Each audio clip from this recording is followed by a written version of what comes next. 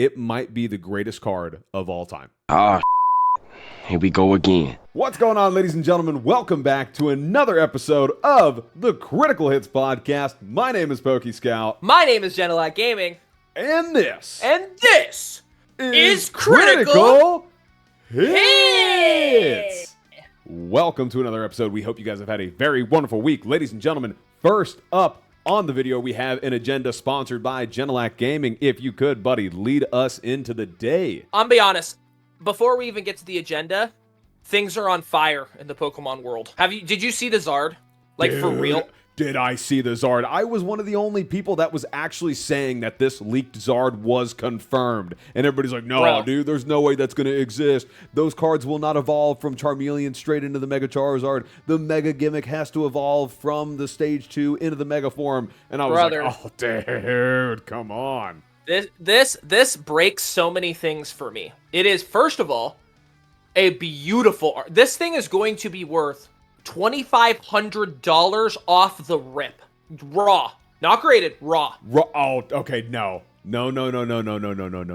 Disagree. I know if this was an agree or disagree, I am definitely disagreeing there. I think, though, it will be better than the Pikachu SIR from Surging Sparks, because when that came out the gate, it was, what, $700, yeah? Yeah, because this is playable, though. It goes straight from Charmeleon to Charizard. No, you're right. It is very playable, and a lot of the Mega Evolutions that are coming out right now are going to be very playable in the sets moving forward. But I think this card, off the rip, out the gate, raw, will go for at least $1,200. Period. I think. Hey, what is it in a PSA 10 then? In a PSA 10, I don't think this card ever cracks below $2,500 in a PSA 10. Raw, $1,200 all day. I don't think it ever breaks below 1,000. There's just no way. You're probably right. Dude, it's Charizard. It is Charizard. It is a shiny Mega Charizard that has the rest of the evolution line in the frame of the picture, man. I mean, they did everything to make sure that people would buy Phantasmal Flames. And the fact that they reintroduced Dawn from Gen 4 into the line of artworks, oh, God, yeah. And then you've got Zacian that has an illustration. I mean, the cards they're dropping as part of Phantasmal Flames are absolutely incredible, and I'm thrilled about it. And I'm not a big Charizard guy. You know me. I despise Charizard in favor of Blastoise. This is arguably the greatest Charizard card of all time. It really is. I mean, you know I'm a Zard guy. This is, I don't know if I can give it the crown. But I think this is definitely top 5. Dude. It is like, without a doubt, it is a top 5. You got to remember who you're talking about here. This is Charizard. This is the king. He's the king. Yeah, and I have seen the majority of Charizard cards throughout the years, bro. The ones that are coming to mind, I don't even think compare. Gold Star Charizard, right? First edition Shadowless, Crystal Charizard, Expedition. I mean, the amount of Charizard artworks that we've received, even some of the XY promos, right? Like CP6, Charizard. These cards are brilliant artworks, but this is a masterpiece. This is arguably the masterpiece, the holy grail. It depends on the rarity. I'll say that, because if it's as rare as some of the other ones, no, it does. Because there was some grails like the Charizard UPC. Yeah. There are some Charizard cards that are absolute works of art that were not as rare, so inherently they're a little less expensive, right? Yes. And I don't think anything will ever surpass the base set first edition Charizard because of the history behind that card. I'm going to tell you this right now. At some point, if we were able to, I'll say, set growth charts versus demand and price of the first edition base set Shadowless Charizard and then the Phantasmal Flames Charizard, the popularity and growth price-wise and demand for that Phantasmal Flames is going to outpace 10 out of 10 the base set Charizard. 100% it will. Dude, there is zero chance that anything surpasses base set Charizard during. Now you got to be fair here. Base set Charizard already had its growth, so you're comparing eras here. Like if we were comparing, sports players, you're comparing LeBron and MJ, right? Yeah. And I gotta tell you, there's no shot anything passes the 10-year span that was first edition base set Charizard from 2013 to 2023. I promise you, you will never see growth like that ever again. dude. Ever in the hobby. Okay, I'm not saying it's going to reach that price, right? Nothing will That's ever. the growth rate. Nothing will ever reach that price. But I'm talking. That's what I'm saying. I'm talking about the growth rate of if we were taking the conversion of what was the first edition Shadowless Charizard price when it was first released, right? And now this is a little unfair because Pokemon's a lot more popular now than it was back then. Yeah, that's what I'm saying. But arguably, dude, I think that this card, and I am worn out with Charizard. I'm gonna be honest with you, dude. I am annoyed as hell with Charizard. No, dude, Charizard Z is coming. I am annoyed with it. That's exactly why I'm annoyed with it, is because I know there's a Charizard Z card coming. But this is and they're probably gonna make a Charizard Y card. Let's be honest. Like, this is just aggravating. No, I don't know. Maybe more than likely they will. But why would they make a Mega Blastoise card? It's a terrible Mega. Are you kidding? I'm not falling for this rage bait. This guy is full of crap. I'm not. No, hell no. Put that fishing rod away. Stick it in your reel. I'm telling you right now, dude. Okay, yes. But okay. So we're getting sidetracked. We talked about it. We could both agree Phantasmal Flames is going to be a fantastic set overall. It's going to be great. I think it's going to be great. I don't know which one I like better between Mega Brave and Mega Symphonia versus Phantasmal Flames. I think that Charizard, let me ask you this question. Just blows every artwork out of the water we've received in the last 15 years. It really does. Well, let me ask you this question. Okay. Phantasmal Flames versus Black Bolt White Flare. Phantasmal Flames. Could not have said it faster. Okay. Couldn't, dude. No, could not have said it faster. With the monochrome Zekrom, the monochrome Reshi, 151 IRs. Couldn't care less. See, this is what I'm saying. So is there anything in Scarlet and Violet that touches Phantasmal Flames? No, I'm not saying Phantasmal Flames as a set. I'm just saying the Charizard alone. I'm going to be honest with fair. you. Yeah. No, there is not a single card that I could think of in probably the last, okay, let me be reasonable here. Probably in the last, I'll say 8 years of them making cards, right? Because I would put the Latios is 2017, or no, with it 2018, whatever it is, right? I would say some of the coolest artworks that we have received were Tag Team, right? And I'm taking into account like the Machamp and Marshadow Tag Team GX, the Latios Tag Team GX. I mean, those are, in my mind, some premier artworks, and this Charizard is just everything I think the Pokemon community has ever wanted from a Pokemon card. You've got the Grail Pokemon along with its entire evolution line in some of the best texture positions.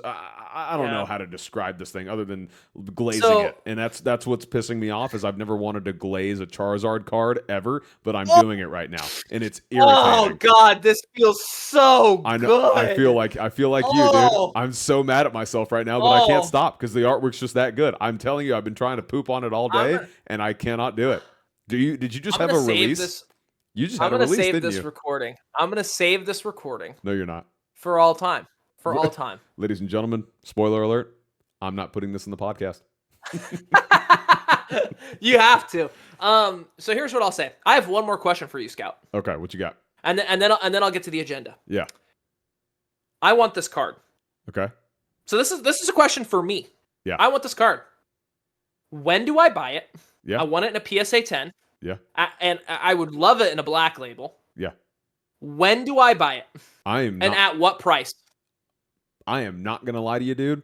I would buy this thing probably 2 months after release. I'm not going to say immediately after release because people are going to get really hyped around it. Yeah, it's always super high. Yeah, and I've always said wait 3 to 5 months after release to start buying cards. Like right now, I told you I'm buying a ton of Shrouded Fable. I don't know if I would wait 5, though. No, I told you this. I've been buying a lot of Shrouded Fable, Twilight Masquerade, Paradox Rift, all these sets in the last 3 weeks. And, because we're starting to approach those time frames of how long the sets have been out. This card, I would buy it 2 months after release. I mean, period. End of story. And I wouldn't care. Yeah. I really would not. I just want to get it. That's what I'm just saying. Need to get it and be done. Yeah. No, I don't want to worry about it. I don't care what I pay. There are some cards that I am, conscientious about what I'm paying for them right now. No, dude. The Phantasmal Flames Charizard would be number 1 on the list. Somebody could just That's how I was with the Lovebirds. Remember? I was like, I'm going to go get this card. Mm-hmm. I'm going to go get the Lovebirds. Yep. And that's what I did. That's what I'm Thank saying. God I did it. Thank God I did it when I did. Exactly. But that's the whole point, is that at some point in our time, in the next 5 to 10 years, we're going to say to ourselves, we're going to say to ourselves, we should have just bought it. We should have just bought it. That's why I'm doing a ton of buying right now as far as slabs are concerned. And I'm telling you, I'm buying some of the ones that are just like people just forget that they exist, because here in 5 years, it is going to be the whole argument of I should have just bought it. Phantasmal Flames. 2 months after the set releases, I am going to buy a PSA 10 for $2,500. I guarantee you it will not be below 25, and it will never drop below 2,000. And yes, I know, I understand I'm glazing this card. Get off my back, okay? It is just that good. I cannot understand why the Pokemon Company will always do this for Charizard and will never do this for any other Pokemon. Could you imagine if they did it for Lugia, if they made Lugia a Mega form and then they put Articuno, Zapdos, and Moltres around it, like bending a knee to it? Holy crap. Anyway, dude. Scout is so happy and so mad at the same time, all the man. Above, bro.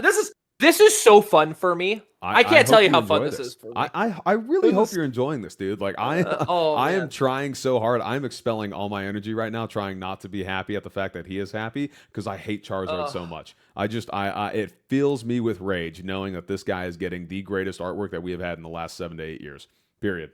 Maybe longer. I hate it. Yeah, it's debatable. No, I mean, I really think it's tag team, right? Because it's this incorporating other Pokemon. Is this the GOAT? Is this the GOAT? It might be.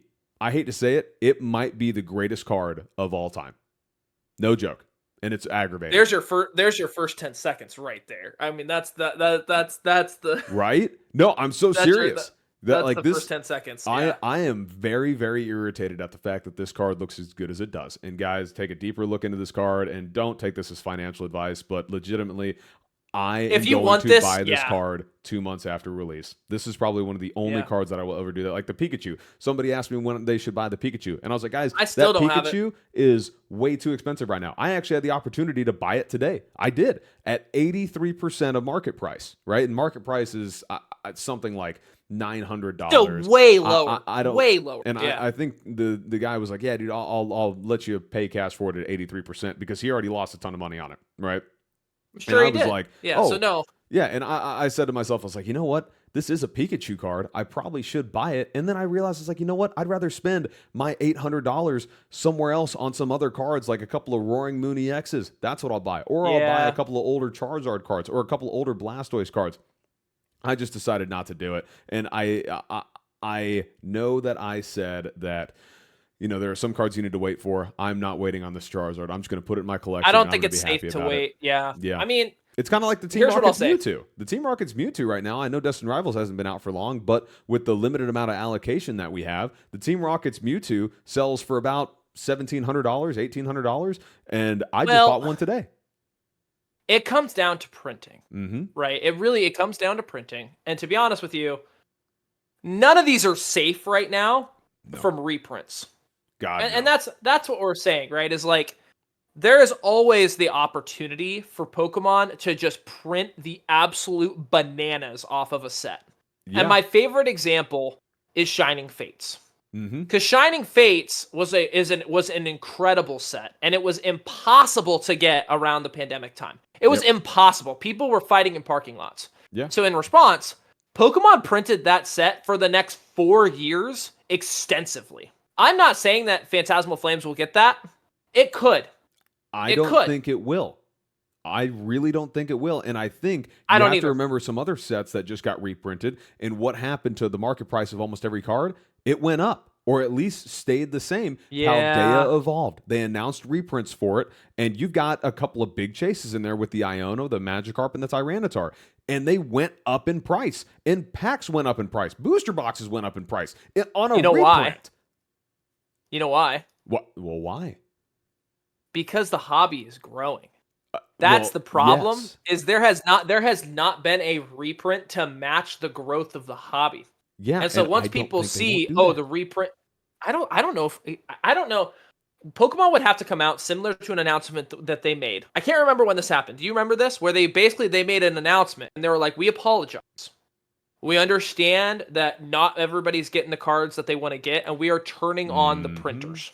Do you remember this? I remember it. Yep. And I'll give them credit. They printed the absolute dick out of cards. I mean, there were Charizard UPCs everywhere. Do you remember this? I remember it. Yep. And you could get them for like $85 or something goofy. Dude, you could get a Charizard UPC for $70. Like, it was crazy. Yep. So they will do that, but they don't do it forever. And so what I'm saying here is all the cards that Scout just said, between the Team Rocket's Mewtwo, this Fantastic Flame Charizard, the Buttachew, as we call it from Searching Sparks, only one of those, maybe two, will get a reprint of that caliber if they get it. Pokemon is not going to just turn on the printing press for all sets in Scarlet and Violet. It's not going to happen. It doesn't make sense for them.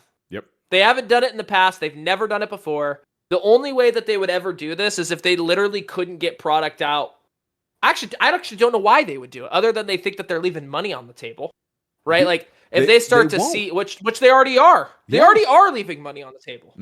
But that's what I'm saying. I don't think they are at any case, because the amount of money that they must be charging for distro to have to charge some of the prices they're charging right now for they're just upping their rates. That's what I'm saying. They're just upping the rates, so they're not leaving any money on the table. I don't think we are going to see a reprint of the Shining Fates caliber ever again. I think they learned their lesson, and I think this Phantasmal Flame set, they are going to print a lot of it, and they're going to incorporate it into a lot of collection boxes, which is why I am an avid collector of collection boxes. You just have to get those packs, dude. But I think that's how they're going to incorporate it. I don't think they're going to do a lot of printing for this after, its first 3 print runs and incorporations into collection boxes. I just don't think they're going to do it. Top 3 collection boxes right now, go. Top 3 collection boxes, right? Just period. End of story. Go. Yep. If you were going to buy 3, go. Okay, I would say the Vaporeon VMAX collection box that is from the Sword and Shield era. Absolutely love that. I love the Vaporeon artworks and Vaporeon. Any of those 3. Yeah. Yes, but I'm talking about the collection boxes right now, right? The Vaporeon VMAX box. I'm buying it basically anytime I see it at, roughly 90 to 100% of market price. Between that and then the Shrouded Fable collection box of the Kingdra promo. I like the Greninja. The Greninja promo is great, but I want to save my money for Greninja for the Greninja SIR. Yeah. So I go for the Kingdra. Number 3 collection box, I would have to say, dude, I really miss the Pokemon Go collection box with the Radiant Eevee. I think that's a really fun collection box because I think it looks good. But I have that. Oh, God, yeah, I know you have that. As far as other collection boxes, dude, I want to go back to like, Sun and Moon and say some of the like Shining Legends boxes. I would also say there's a Champion's Path collection box. Oh, nice the Rayquaza. The Shining Legends Rayquaza box is fantastic. Oh, that's legit. But let's say a more modern one. I guess my next one would be not the poster collection. Might have been the poster collection between Surging, Journey Together, and I'll try to pull it up on screen, guys. I'm blanking on what it is, but those are my. I got 2. What you got? I got 2 that you didn't name. Okay. One, the Celebrations UPC. Oh, those aren't the Celebration. Okay. Those are I'm talking about actual collection boxes versus UPCs. Those are different than collection boxes. Then would you count the Blooming Waters box? Yeah, Blooming Waters definitely collection box. I think that Blooming Waters is a one of the, if not the only way that you can get 151 in bulk. Yeah. Oh yeah, got it. Right, like you're either buying ETBs or Blooming Waters, and I'm not sure we see another collection box with 151 in it. Oh. I think we have seen the end of 151 printing. Dude, that is something that I've been considering because there's somewhere where we can buy packs for $15, right? And we need to have a minimum order of 1,000. I have been debating on buying 151 at that price because 151, let's be reasonable, is going to be the next Evolving Skies outside of Destined Rivals. Yeah, it is. No, I think there's just no box for it, and Black Bolt and White Flare is going to get the Crown Zenith treatment of getting printed into the ground after. I think that 151, Destined Rivals, and Prismatic are going to be the 3 most valuable sets of the Scarlet and Violet era because I'm not sure if we get a reprint out of those 3, it would be DR. It would be Destined Rivals. Yeah. So I think Prismatic, I don't think we're seeing those packs ever again. 151, nope. I don't think we're seeing those packs ever again. Nope. Destined Rivals, I do think we'll get a reprint. I think it would be insane for them not to reprint Destined Rivals because there's playable cards. It's a great set, so I think they'll reprint that. So hold your horses on those. Yeah, And I agree that the Black Bolt White Flare, we haven't even seen a collection box for Black Bolt White Flare yet. Exactly. I think holidays come around and we'll see a couple different things that either include them or are Black Bolt White Flare. I think we get a dual box. Yeah. I think they'll call it like the like they'll have box. Zekrom and yeah, something where the two dragons are fighting, right? And it's gonna have both sides. It's very easy to market.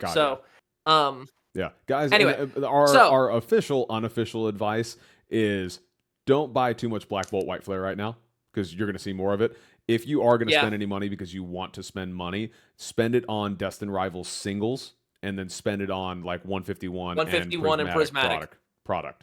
Yeah. Right. Because again, the prismatic cards that are going to be the most valuable are just going to be the standard evolutions. The Master Balls and the Pokeballs, the majority of the community doesn't really want. And then 151, I just buy everything having to do with the starters. So now this brings me to my next topic, Scout: state of the market.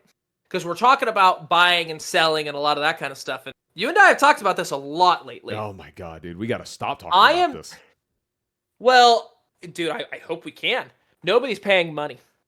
Nobody's paying cash for stuff right now. We keep talking about, hey guys, if you want to go out and buy stuff, if you want to go out and rip stuff, I'm not seeing it. I mean, I'm still buying a little bit here or there, but you know, I mean, in order to fund purchases, I try to sell some things too.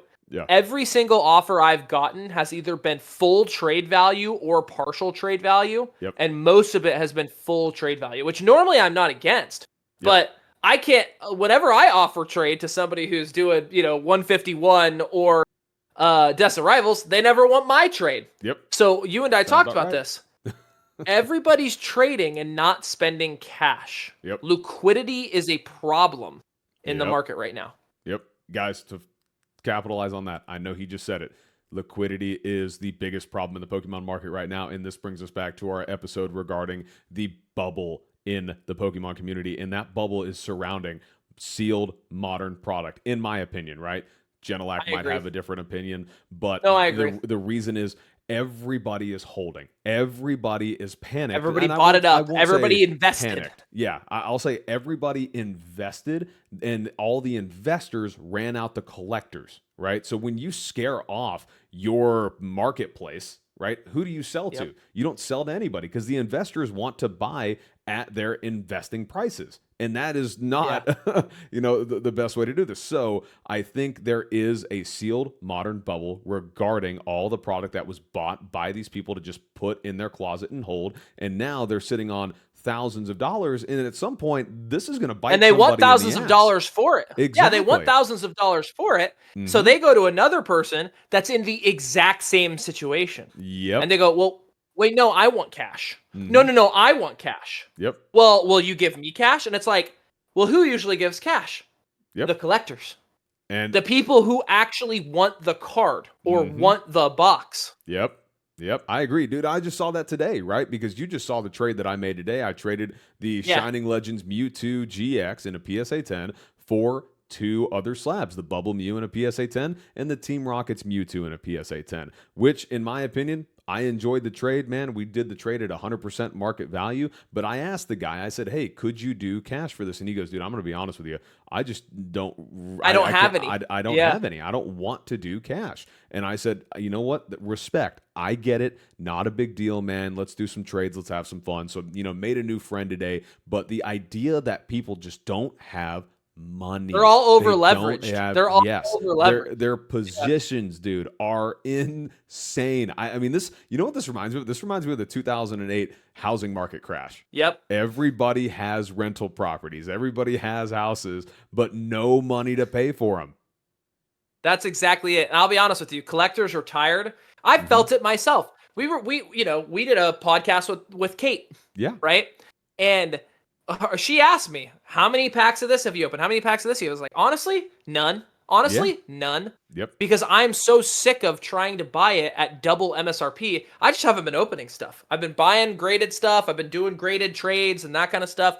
I have some stuff, like I picked up, the Walmart stuff, and I'm going to open that because I got it at retail. But so collectors are burnt out. Investors are over leveraged. I've been saying this and I will say it again. If something doesn't change by this time next year, Yep. You will be able to get stuff dirt cheap because people will be out of money. All of these mid-sized investors, all of these people that are spending 70% of their paycheck to invest in Pokemon, they are going to get owned. I'm saying it now because nobody wants to buy their stuff because they're all interacting and they're cannibalizing off of each other. Yep. And guess who wins in that instance? The bank usually wins. God, yes. And in this case, who is the bank? The bank are the large investors and the large LGSs that will go in because they have a loyal consumer base that comes into their store, and the large streamers are going to profit off of all of these people. Yep. Because again, they have a loyal purchasing base that for actual collectors. And you want to know you want to know what every rip and shipper says right now as far as the problem they're facing? What? Nobody's buying? Get product. No, they're like, we have people that are buying, right? And not at the rate at which they were previously, but they can't get product. And it's because everybody's sitting on it, hoping to make millions, to get rich from it. But the problem is it's not going to happen like that because now everybody's doing it. And if everybody's doing it, nobody's doing it, you know? You can't do it. So I am really, you know me, I'm always gonna buy a little bit here or there. But you and I were just talking about this, where I have pumped the brakes pretty significantly on purchasing right now. Outside of a few things, like I'm gonna buy that Charizard, because in case I'm wrong, anybody could be wrong. But I feel pretty strongly about this.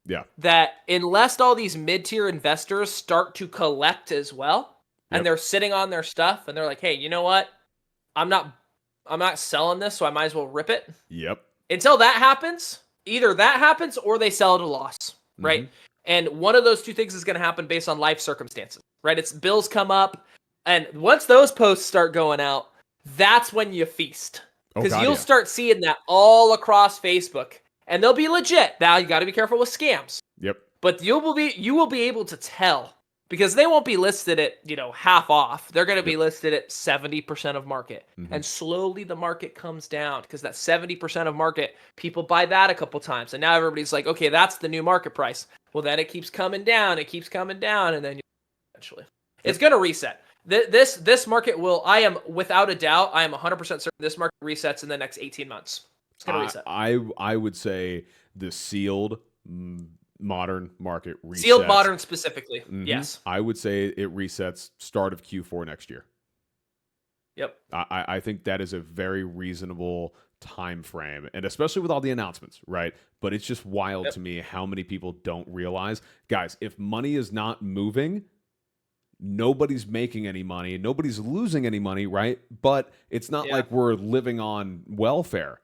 Right, like we have to continue to pay bills, and you have to continue to, spend money to function as an economy. So that's what the Pokemon community is at this point. It's an economy. Well, and this comes back to, this is why we always talk about the Pokemon community and the health of the community and the health of the hobby. Because the larger the hobby, the more fun people are having in the hobby, the more they're willing to spend on said hobby. Right? It's just like any other hobby. If your hobby's peak right now, like, dude, if you're a One Piece fan right now, good for you. Oh, yeah. Right?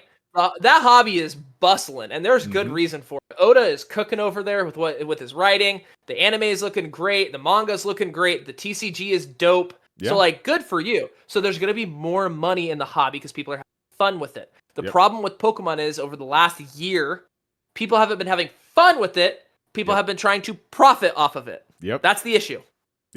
No, I agree, dude. And that's the downfall of the community is people that are trying to profit and people not having enough fun. And I get it. I get the want and desire to do it, but it's going to bite everybody in the ass, and it's going to make me really happy because people are going to start ripping product, and singles are going to flood the market, man. And that's what we need. Our singles. That's when sealed product starts to become more valuable again, is when people open it. Everybody keeps talking about it's a deflationary product. Only if it gets opened.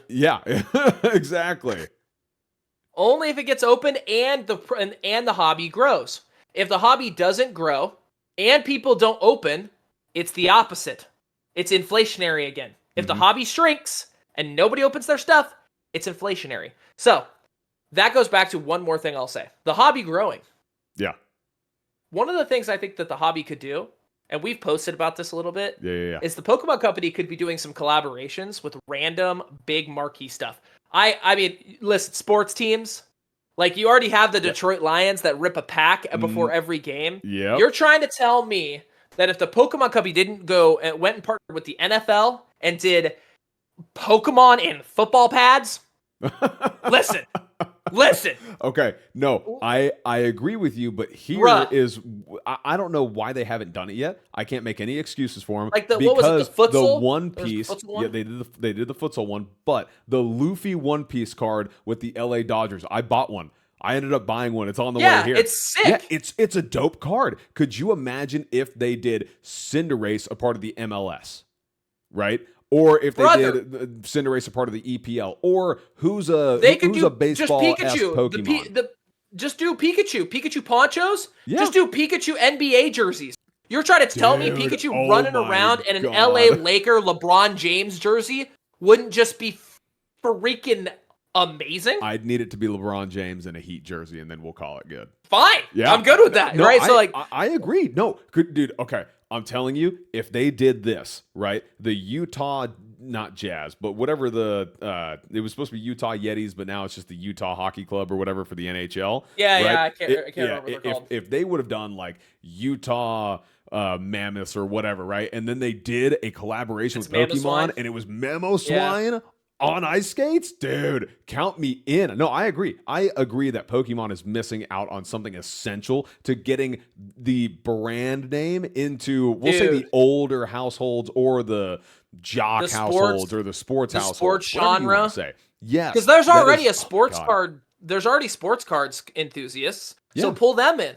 Oh, God, yeah. I don't know many people that would say like, oh, yeah, because that has Pokemon, I don't want it. No, dude, I'm telling you, if it was somebody that was like, I'm a LeBron James fan. Oh, look, Pikachu. I know Pikachu. Combined, yeah, I'll buy that card. Dude, Charizard in a Miami Heat jersey. That would go crazy. That's a little too much there. That I think that is a very interesting take. I definitely think Pokemon is missing out on an entire new revenue market, whatever you want to call it. Yeah, they could grow the hobby, and right now the hobby's just been kind of growing itself. Mm-hmm. Like they haven't done anything different, right? They've just been printing amazing cards.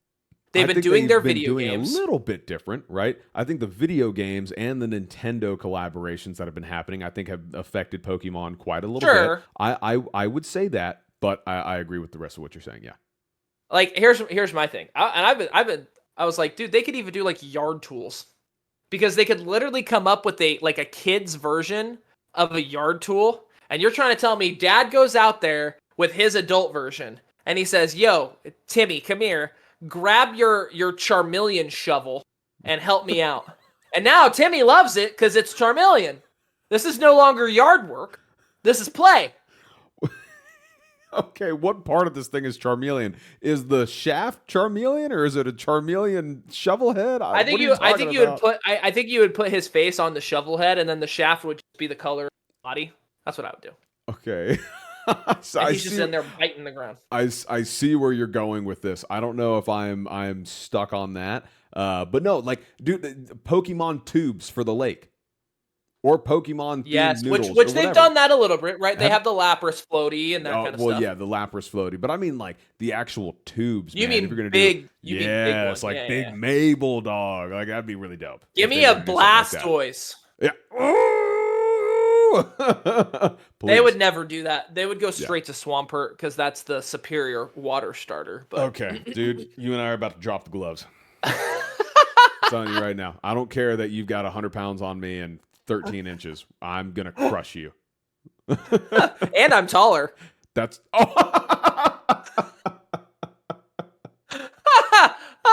that was good. Get wrecked. Well done. I concede. That was funny. Well played. Well played, sir. Thank that you. was a great chess move. IQ 3 million. I'm very proud of you. Okay, I have another question for you. What's your other question? We've talked about these modern sets and that there's a bubble, and we've talked about the fact that we think that the Pokemon Company could do some sweet collabs. Okay. But I heard an interesting opinion the other day. Modern Pokemon sets are actually better than vintage. Okay, that's a take. That's a take that someone can have. What's my thoughts on whether or not modern sets are just generally better than vintage sets? Yeah, because you've gone back and forth on this. You're like, Pokemon has never done anything better than the tag teams and the alternate art SIRs. I have you on record saying that. Yes.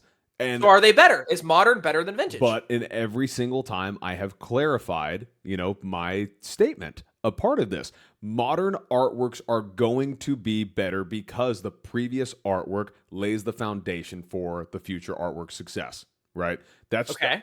That's what it is, right? Shaquille O'Neal breaking backboards led to stronger backboards, led to a different dynamic in play, right? Led to how people change their rosters. You know what I mean? The previous generation engages, I don't know, man. The next one, gets better. I feel like you're saying that modern's better than vintage. I feel like that's what you're saying. I feel like modern as a whole is more popular because there's more people in the hobby. The artworks are cooler, but nostalgia wins 10 out of 10 times, right? As far as what we grew up with. So from a non-biased point of view, modern is inherently better than vintage, right? Modern is better. No, I agree with you, actually. I agree with you that the sets there's a lot of filler. I'll say that about modern. That's what happens when people demand and we get the TCG grows bigger, right? Because you got to remember the TCG was super stagnant when it first came out, right? You had trainer cards, energies, and Pokemon. Now you've got tool cards. Now you got item cards. Now you got supporters. Now you got whatever, right? There's so much more a part of the TCG, which required more. And then you've got new mechanics a part of the TCG because you didn't have terrestrialization back in 1996. You know what I mean? So, everything had to improve, which led to a better game, which led to better artworks, which led to bigger sets. So there's going to be more filler. Yeah. I mean, some of these common and uncommon cards, I swear to God, you could write that the move is mooning, and all it does is you have to show your opponent your left ass cheek. And nobody would know because nobody reads them. Like, correct me if I'm wrong. Nobody cares. I mean, I look at them. I look at them, but a lot of people don't. You look at people's left ass cheeks? You don't? No, Good answer, buddy. you know what I'm talking. You know what I'm talking about. So here's what I'll say. I agree with you. I think that the modern sets are better from a quality, like what's there. There's more to see. There's more to do. Mm-hmm. But I want to do a little caveat here because a lot of times when people on this podcast, they're watching, okay, so modern's going to be worth more than vintage. No. At no point in time will modern ever be worth more than vintage. Or at least not in our lifetime. And the reason I say that, it's the same thing with everything. You got to go where the money goes. Yeah. And inherently, as people get older, they have more money. They've worked longer. They're going into retirement. They have more disposable income. The older you get, in theory, you're supposed to have more and more disposable income. Yeah. So, millennials are in their 30s and 40s. Yeah. Millennials are the ones who started with Pokemon Go, or Pokemon. Yeah. In 20 years, when millennials retire, they're still going to love Pokemon. Yep. And they're still going to want to go buy cards. Yeah. And they're going to have even more money. Well, Yes. what are they going to want to go buy? Are they going to want to go buy the Scarlet and Violet era stuff it was cool? Or are they going to go buy that card that they just couldn't get as a 10-year-old? You got to be careful as your argument here because modern is always going to become vintage. That is why I hate when, like, in history, when they're like, oh, hey, so here's the Stone Age, the Bronze Age, the Silver Age, now we're in the Modern Age. No, the Modern Age is progressive. It's always the Modern Age.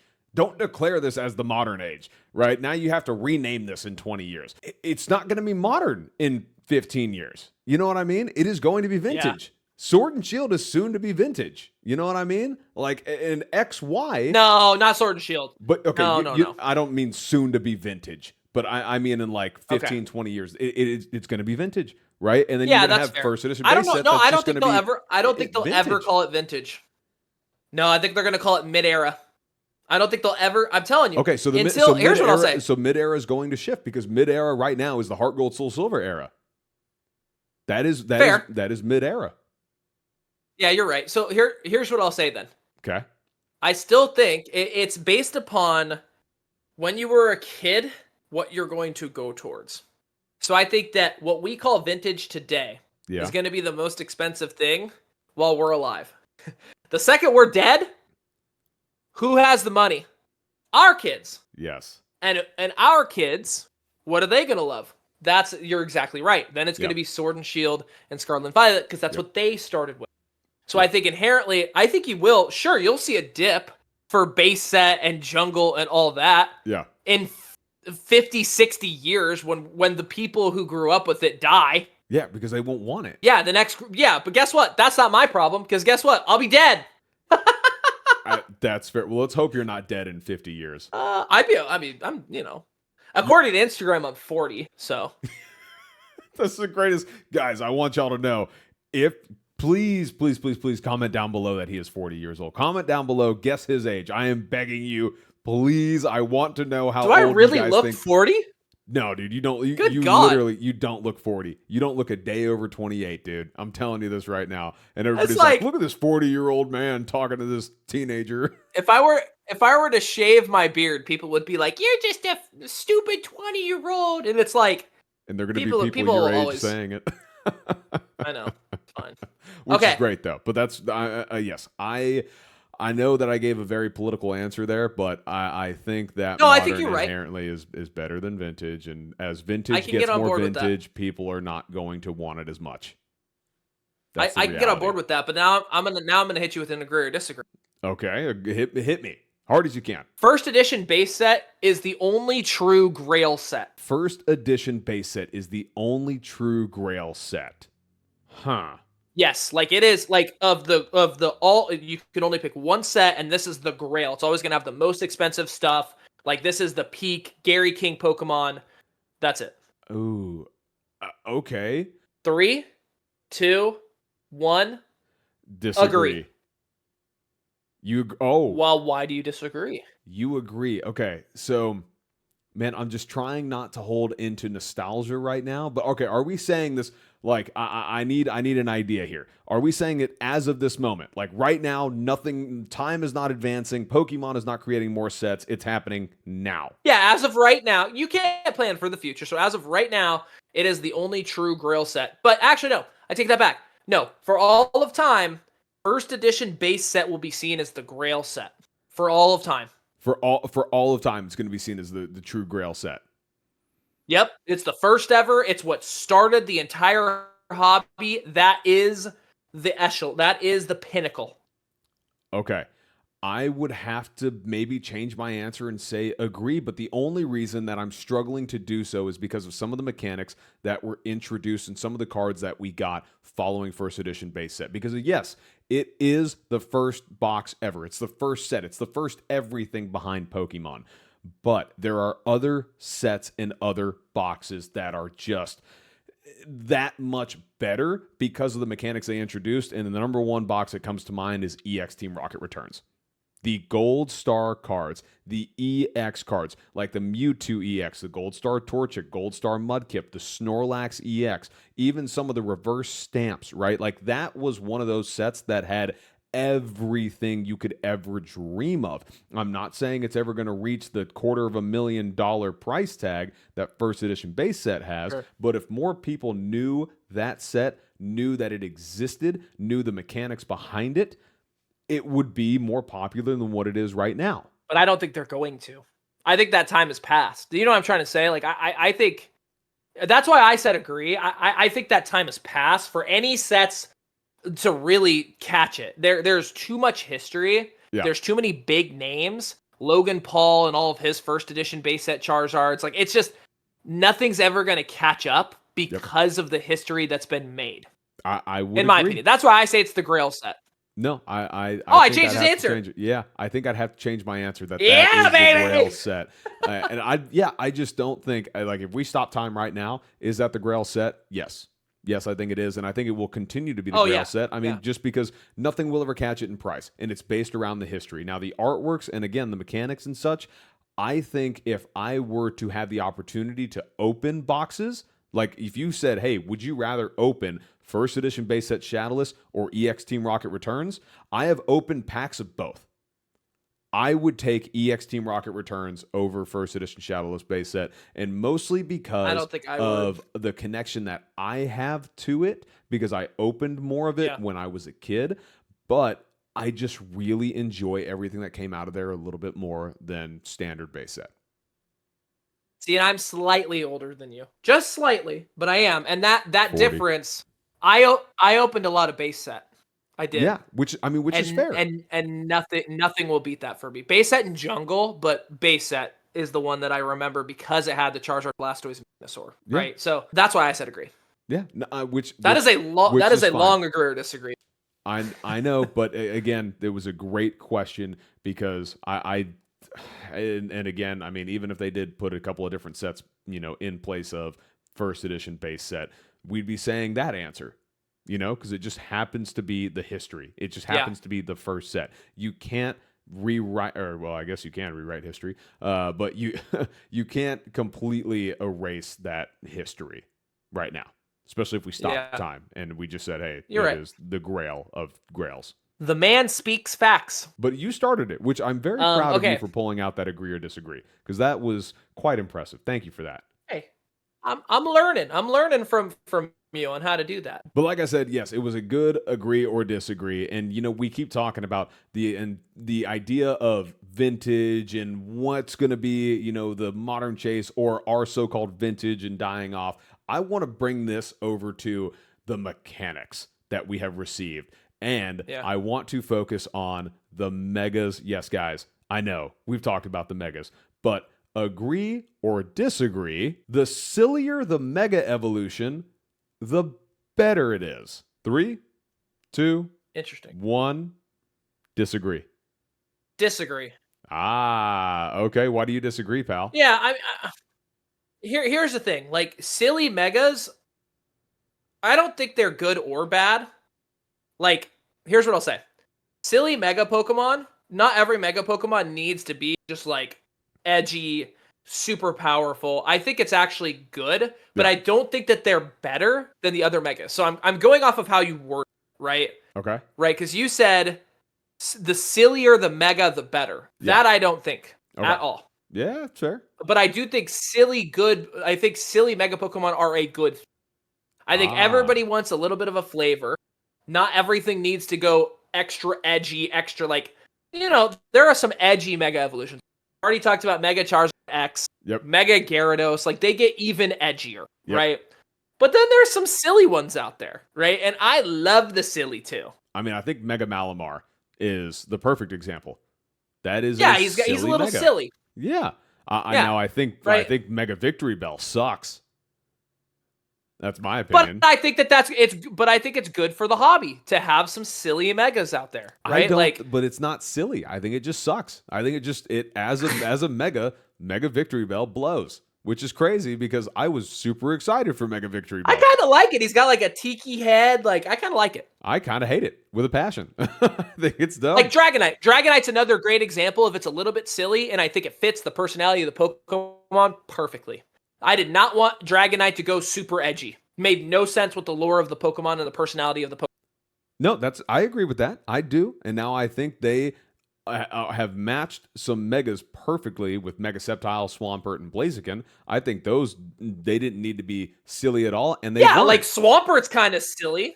I don't know if I would say Swampert's silly. I would just say Swampert is accurate. Like that is what I would have done. He is Swalpert. Indeed. And Sceptile Sceptile didn't get more edgy. It was always like that, always standoffish, And then Blaziken. Well, how about like Mega Audino? Mega Audino is a great example of it gets cute. I like that one. Yep. So like I think that they lean into, so that's my answer. That's why I disagree. I don't think that it makes it silly megas are not better. Yeah. But I think they're necessary.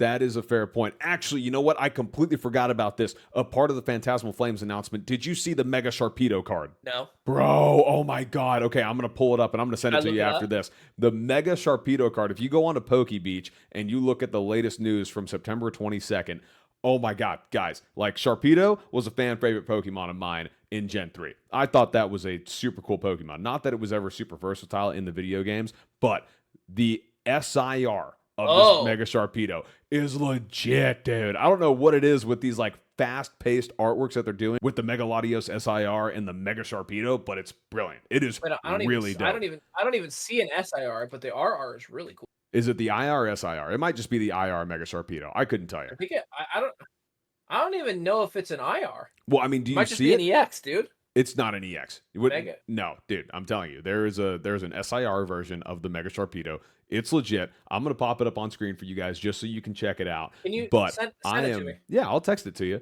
But this is something that I'm just super excited about. I could not tell you any more about this card Can't other even than find it. that it's awesome. Oh, here it is. It looks like a torpedo. Dude, it looks awesome. It looks incredible. I love that card. Not that I'm going to, buy it right out the gate, like I said with the Charizard, but Wow. I am definitely going to own that card someday because that's legit. Okay, hot take. The Mega Charizard X EX is better than the all gold one. That's not a hot take. That's facts. That Okay. that is as cold a take as it gets. I don't like that gold one. I like the idea of all gold cards. However, there's too much design happening in it, right? So it's not like. So what do it's you not think like about the Mega monochrome- Lucario and Mega Gardevoir? Not a huge fan. I'm going to be honest with you. Really? Not a big fan. They're not going to be plays of mine. If I end up getting them at a good price, I will buy them, but they are not something that I am actively pursuing. Versus like gold cards that still have like the standard Pokemon in front of them. I like those a little bit better, but I think they were trying to be like the Zekrom and Reshiram monochrome, and the extra bits of design and portrait idea. No, I think that's a little excessive.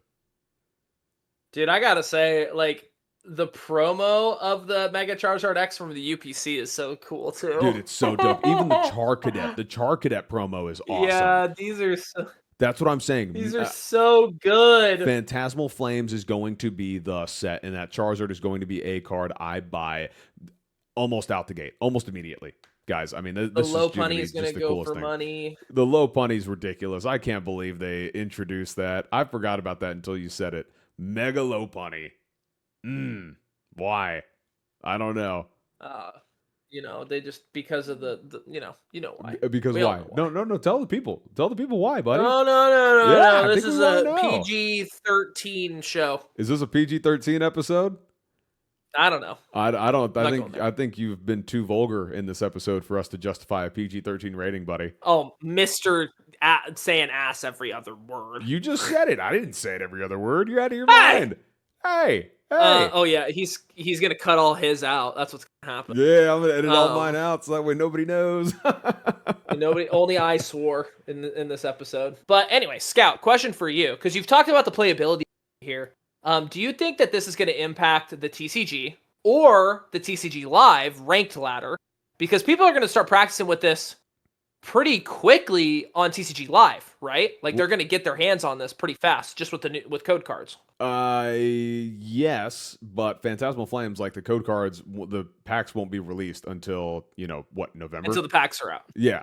So it doesn't really matter. Now people can start doing in Japan, like that's what we do is we start watching like what's happening in Japan and see what decks they're building and how those tournaments are going to then build our respective deck lists, right? So they're doing. It feels like this is power creep though. Like how are you going to win without a mega Pokemon? Because they feel way stronger than the current format. Yeah, the Mega Pokemon are exceptionally stronger in the current format, but that's why there's a time frame for them to be moved into the format, right? They're not just going to say, hey, Japan, we're going to play, Mega Evolutions where they're going to be legal over here, and then guess what? You can go to the US or the UK and play those same decks. No, they don't allow that, right? The sets have to be released in those areas in order for them to be played, right? And then they also do they do that with the TCG Live as well? No, TCG Live as soon as the code cards drop, the set drops. Like that's basically what happens. Yeah. So if you match with somebody in Japan, you might get blown up by a Mega Charizard.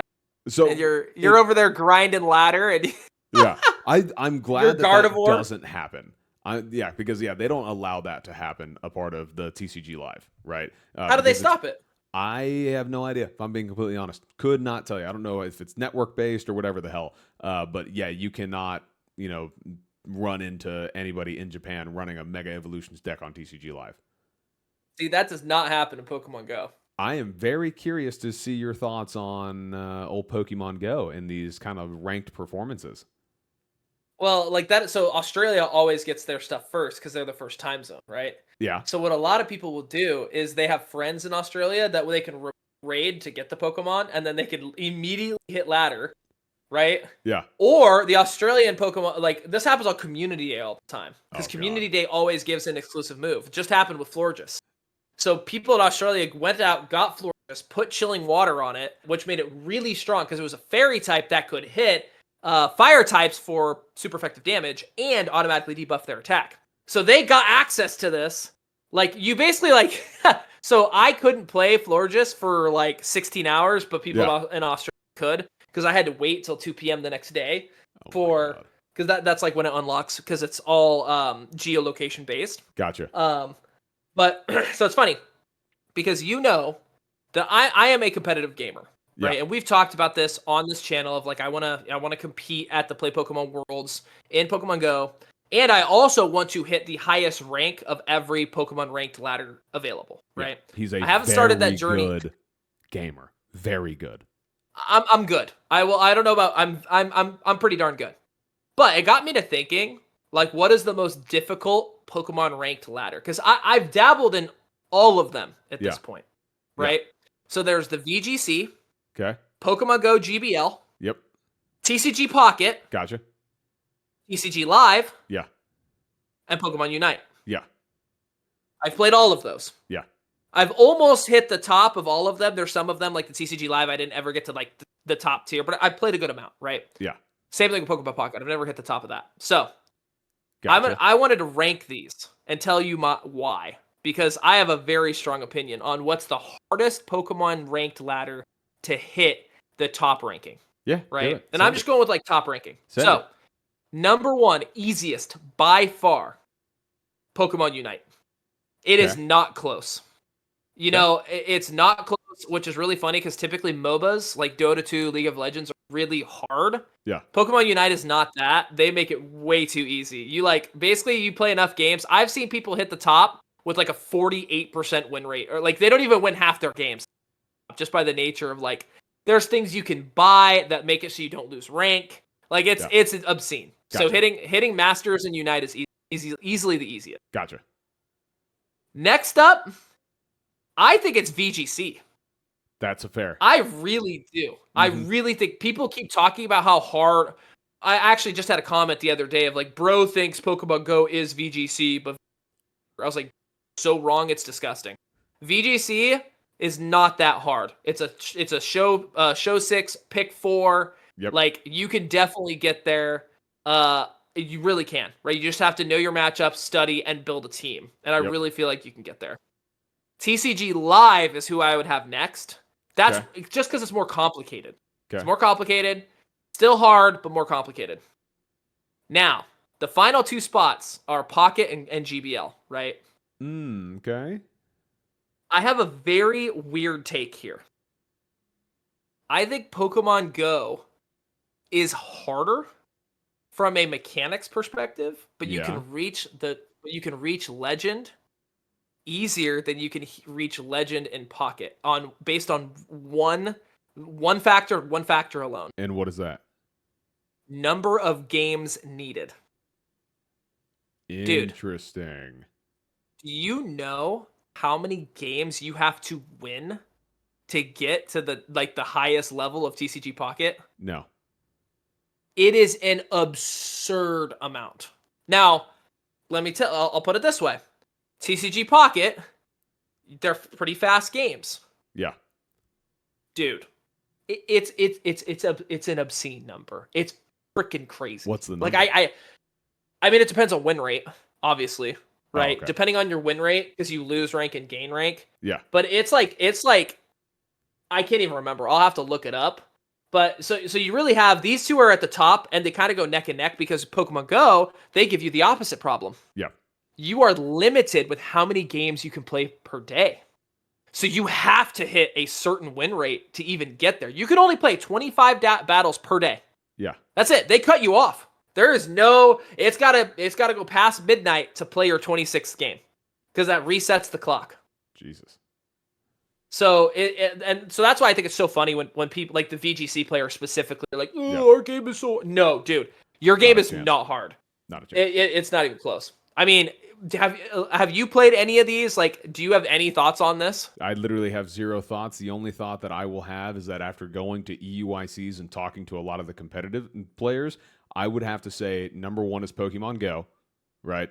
Pokemon Pocket, and this is based on me being a TCG player, I would put Pokemon Pocket number 2, just because Pokemon Pocket is ridiculous in order to reach that period of Legend, and I'm just not that committed to Pokemon Pocket because it doesn't have a professional part of the Pokemon play, right? Yeah. And so then I would have to go TCG Live, just because TCG Live is super easy, man. You could run a deck like, Sarah-led GX with 21 energy and just I might that change that. Yeah, TCG Live might be easier than VGC. I take that back. Yeah, TCG Live is much easier than VGC. That's the only thing that I would say. VGC is just a little bit harder because of all the studying that you have to do. TCG Live, you can just go on YouTube and find a couple of the easiest decks to play and run just grind it. And just run it. And I mean, you just play Gardevoir the whole time. Now, Gardevoir is extremely difficult to learn, right? I mean, you have to have a fairly high Pokemon IQ. Once you master it, it's the best deck in the format, period, end of story. And you're just VGC, cooking. as far as studying, if you don't know some of the abilities that some of your Pokemon have, or you don't know how they would combine with certain Pokemon in your party, or what a safe swap would be, and not even a safe swap, because that's more Pokemon Go, but swapping in response to, a... Speed?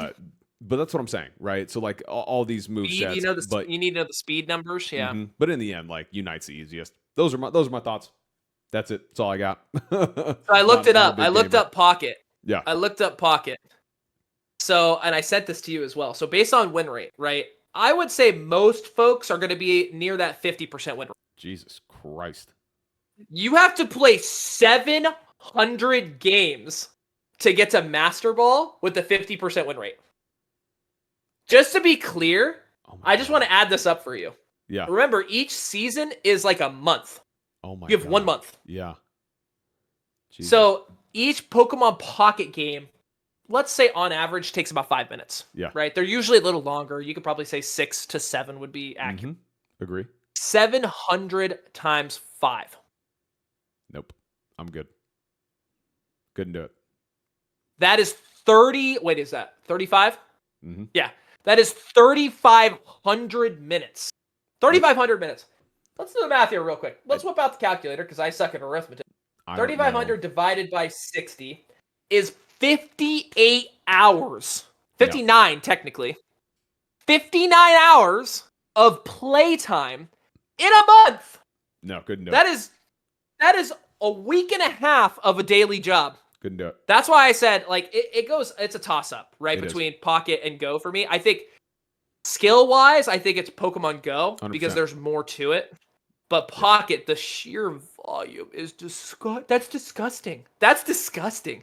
Like, you know what? Kudos to you people that get there. Sure, if you have a 60% win rate, you can get there like 300-ish games, but that's still hours. That's so many hours. Mm-hmm. Agreed. Well, ladies and gentlemen, thank you guys so very much for tuning in to episode, oh my God, what is it? 15? I don't know what episode it is. 15? I forgot. Well, you know what? It doesn't matter. Ladies and gentlemen, thank you guys so very much for joining us this evening. We are really, really grateful for every hour you spend with us, and this hour is no different. Once again, my name is Pokey Scout. I am Genelite Gaming. And this has been Critical Hit. Y'all have a very lovely night. Love you, pal. Yes. Love you guys. Peace.